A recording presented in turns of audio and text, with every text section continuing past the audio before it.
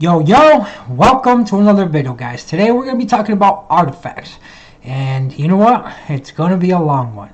So I haven't really seen anything out there explaining how artifacts work, and I think it's because a lot of us still don't know exactly how they work. But I think I've got a good idea of most of them, how they work. Obviously, there's a lot of testing yet to be done on them. So there's going to be some information that's going to come out later on, as far as maybe some set effects or increased effects kind of thing. In particular, the crit rate one, right? I do want to throw this out there. Full disclaimer, I may or may not mess something up. All right, so let's get into it. So artifacts, obviously, guys, there's two types. All right, so there's an attribute type, which means it's going to be you can only put it on that monster of its kind, which is fire, water, light, and dark, and wind. 5, duh. And then there's type. So the types are different, man, and this is where it gets tricky, because there's some monsters that are just crazy and we don't know what type they actually are. For example, a Pumbake is actually an HP monster, so he can only equip an HP monster, even though he is one of the best damage dealers in the game. So the types of artifacts have to do with the type of monsters that that your monster is. So you've got attack, defense, HP, and support types. All right, so you're gonna need 2 artifacts, and that's how they're gonna work. You're gonna need one of each that fits that monster. Now let's get into how much they can roll. So they start out, the default is 160 HP, 10 attack, and 10 defense. So the thing is, you have to roll them just like a rune, right? When you power them up all the way to plus 15, and guys, let me tell you, it is mana expensive. Oh my god, it's so crazy. But anyways, this will just be 1500 more HP. When you get an HP artifact, 100 extra attack and 100 extra defense. Now guys, this is basically like a main stat, just like on a rune, right? Say you get a slot 6 and it can roll anything, even flats, right? So this is random. This is random on every single artifact, okay? Just know that. So this is for type artifacts, okay? This is some things that you can roll. You can roll skill 1, 2, 3, or 4, and obviously skill 4, there's not that many units in the game that can benefit from it, but you can roll a crit damage increase by a set amount. All right, and it can be, the default can be 3 to 6%. So if you get perfect initial 6, just like a rune, just like speed, just think of it like speed as far as the crit damage or crit rate. 30% max crit damage on any one skill 1, 2, 3, or 4 will be the max you can get. So just imagine a 30% increase on skill 3. Oh, man, juicy Lucian, right? Copper, bulldozer, things like that. All right, so hopefully that explains it to you. And guys, don't sleep on skill 1s. For example, you know, like Theomars. Awesome for Theomars. Awesome for Theomars. Then you can roll either recovery or accuracy, and they work the same way, and it's obviously only for skill 1, 2, and 3.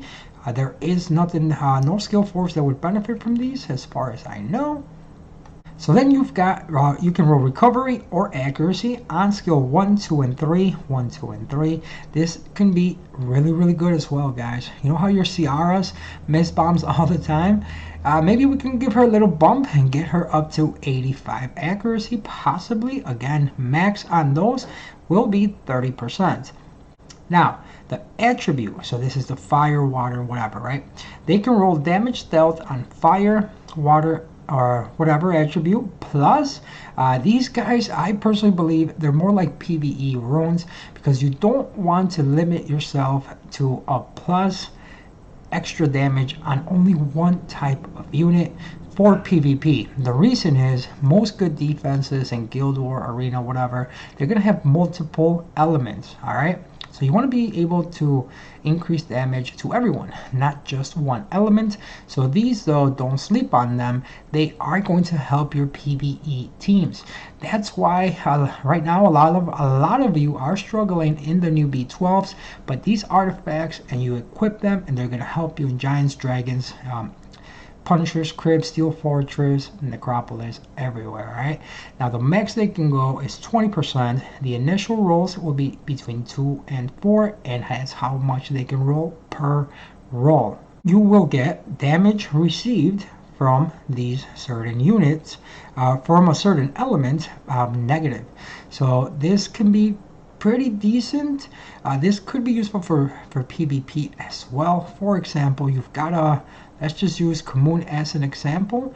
If you roll, negative damage from water, because that's what they're going to use to kill your Commune for the most part, is a water unit. You can throw it on him. It's going to make it so much tankier. That's just an example. And the defaults are 3 to 6%. Again, maximum of 30. Maximum of 30. I mean, can you imagine just 30% less damage? Say you want to build a copper trap, guys, and you roll anything close to 30% from wind. Hey, you may not need to stack defense anymore. You can throw that on, and hey, guess what? Now your Guild War defense monster, it cannot be coppered, and you can test things like this. Okay, so these are a little better for PvP, but also if you get negative damage from water, oh my god, it's gonna help your giants.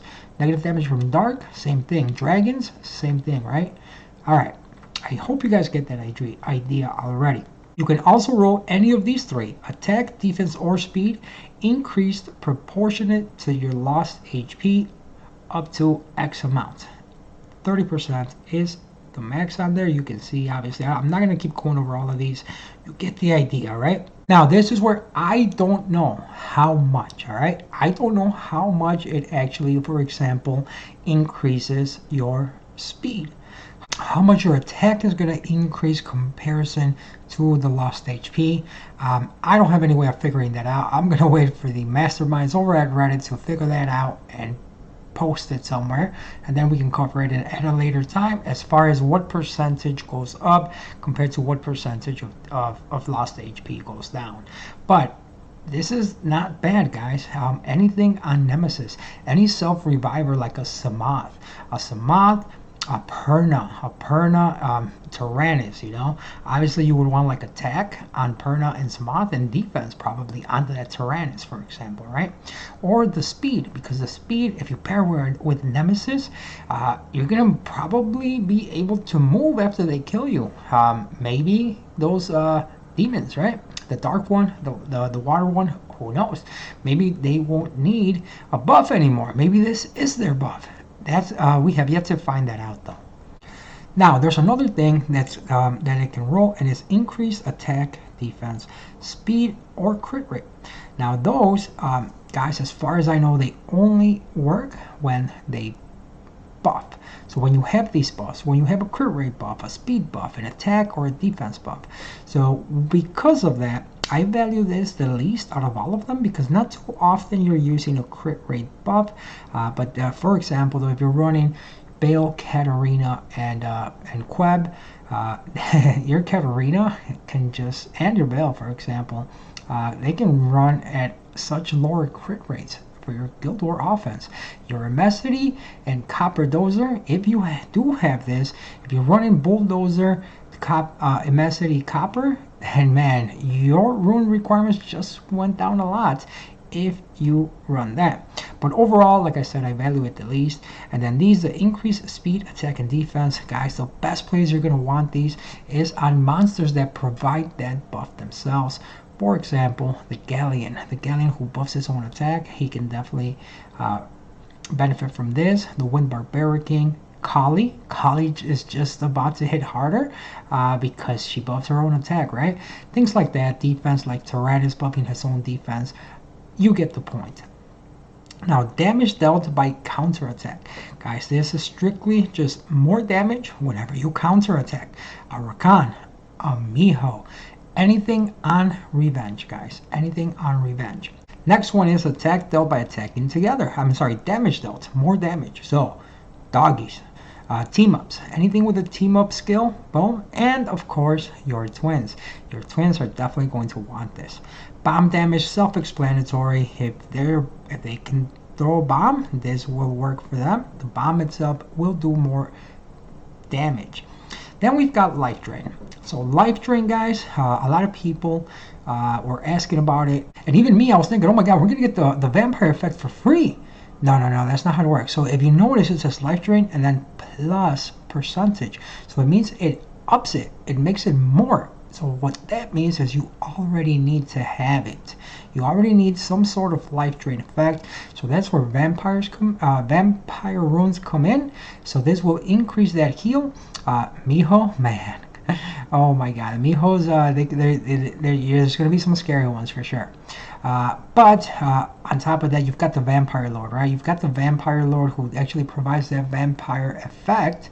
So anything you run with it, your triple S rifts, maybe if they weren't attainable, they might now be attainable because you're going to be able to heal so much more if you throw some of these on there, for example. But I just want to be clear, they need some type of life drain, either from the runes, the vampire effect, or one of their skills, that normally just does that. This one's self-explanatory as well. More HP when you are revived. You're going to get more HP whenever you are revived.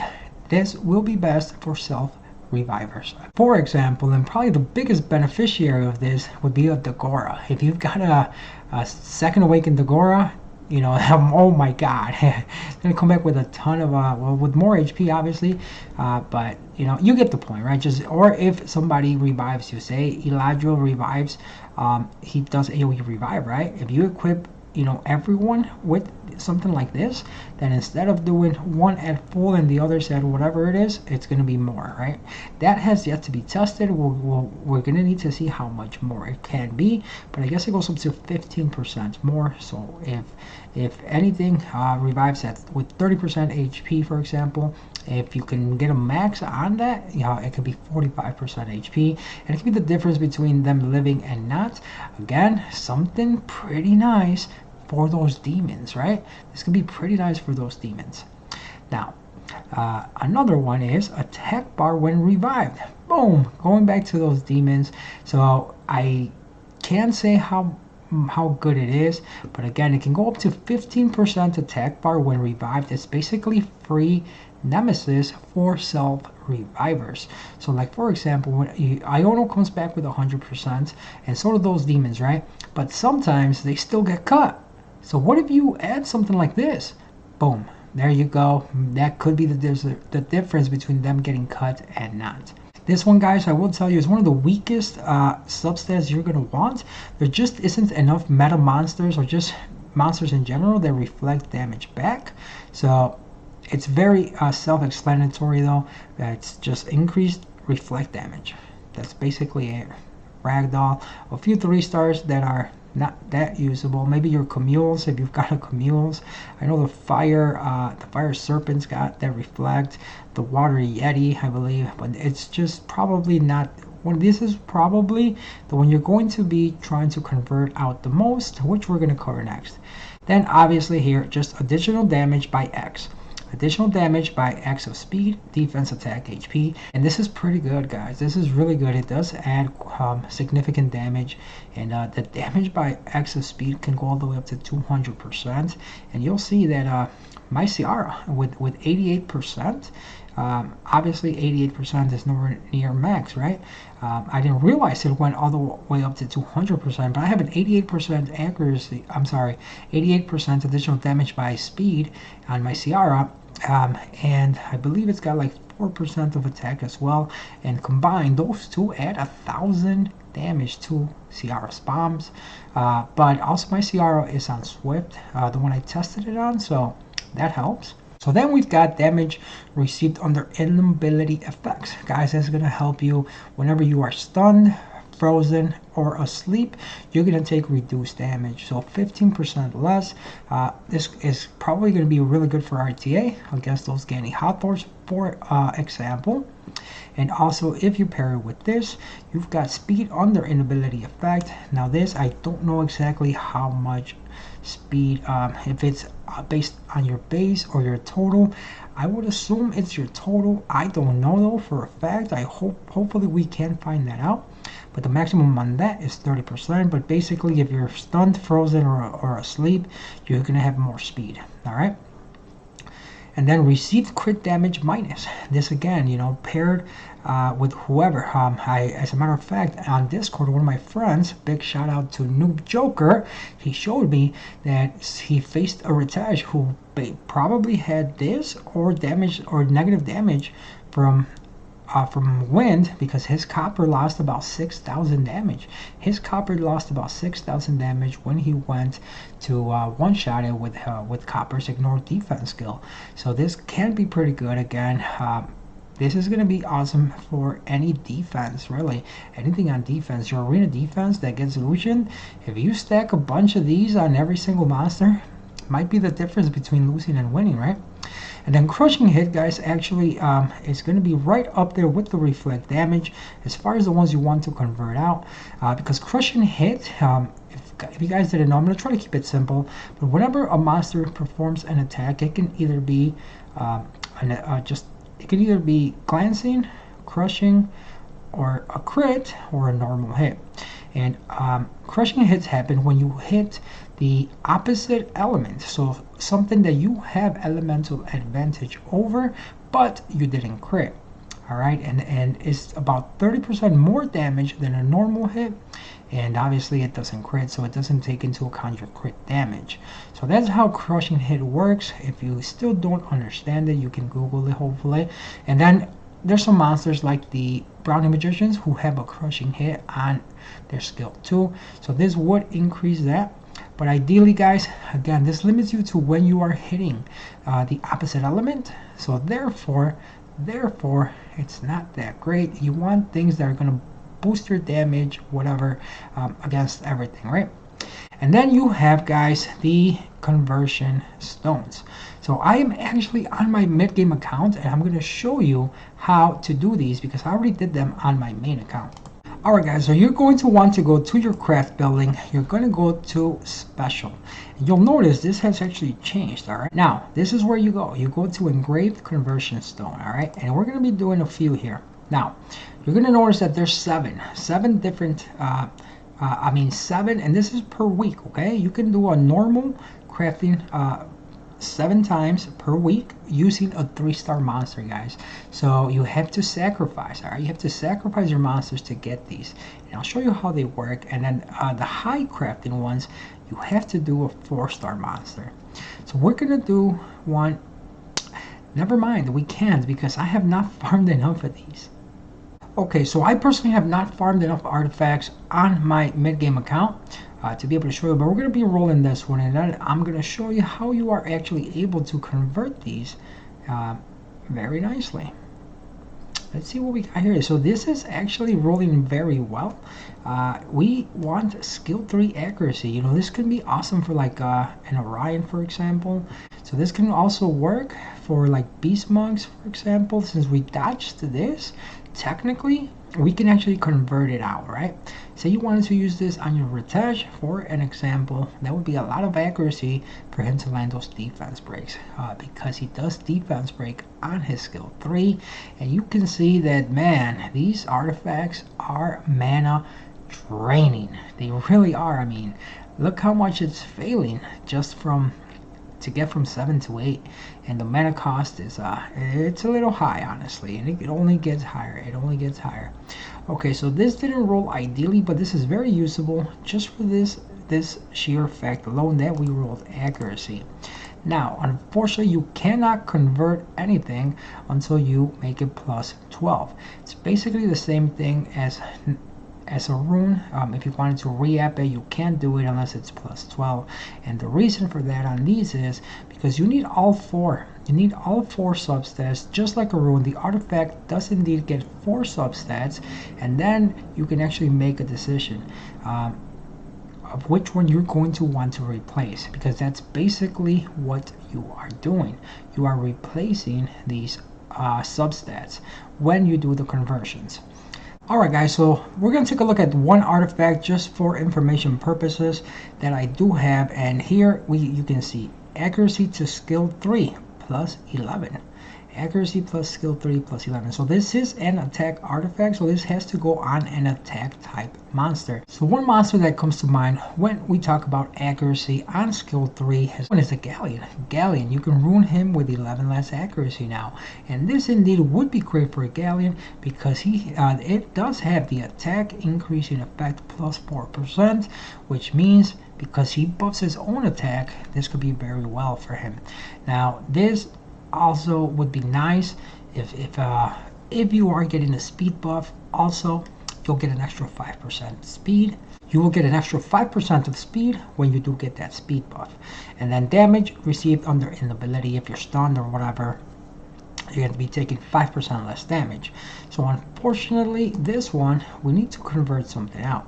Now I'm kind of settling on, we did get a roll into this, so I don't want to remove that. So what I'm going to do, I do want this for my Galleon, ideally. Okay guys, so now I'm going to show you how you can convert this, alright? Now I'm not going to do it, and I just want you to know that you actually get to choose. Kind of like when you re-app, you get a choice, either A or B. Unless this turns out to be amazing, then I would change, alright? But you see, it cost me 20 conversion stones to be able to do it, and then every time you do it, it goes up. So this is our choice. It's random, very random. So you get defense increasing effect plus 4%. Now ideally, this is not bad, but we already have the attack and the speed increasing effect.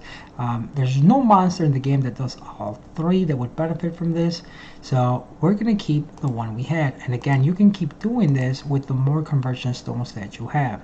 Now I personally have not been farming on this account, so we're not able to do it here. Now let me show you where you can also craft. The key here is, guys, for this you need 3-star monsters. You need to sacrifice 3-star monsters, and for here you need to sacrifice 4-star monsters.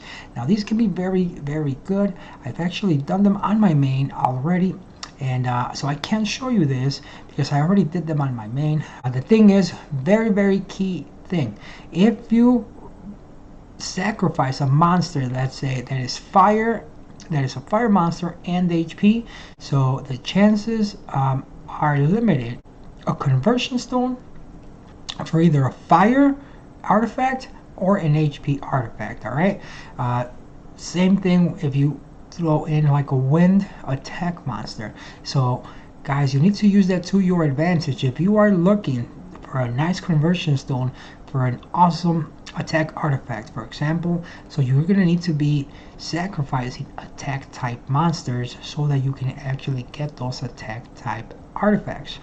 And guys, one huge thing is, you know how those LD 3-stars that we feed because they're garbage, you know, if we already have them, you need to keep them all, man. You need to keep them all because you're not going to be feeding 4 stars, right? You're not going to be feeding LD 4 stars. So those 3 stars are going to be huge. They're going to be huge. And unfortunately, that's probably going to help the pay-to-win players who do have some dupe 4 stars that are LDs. They're going to be able to get better conversion stones for their LD artifacts. But it is what it is, right? So that's it for today, guys. Thank you so much. Hopefully, you know a lot more about artifacts after watching this. I really, really hope so. But guys, farm those artifacts. So that is most of my knowledge on artifacts, guys. If you didn't know, now you know. You know.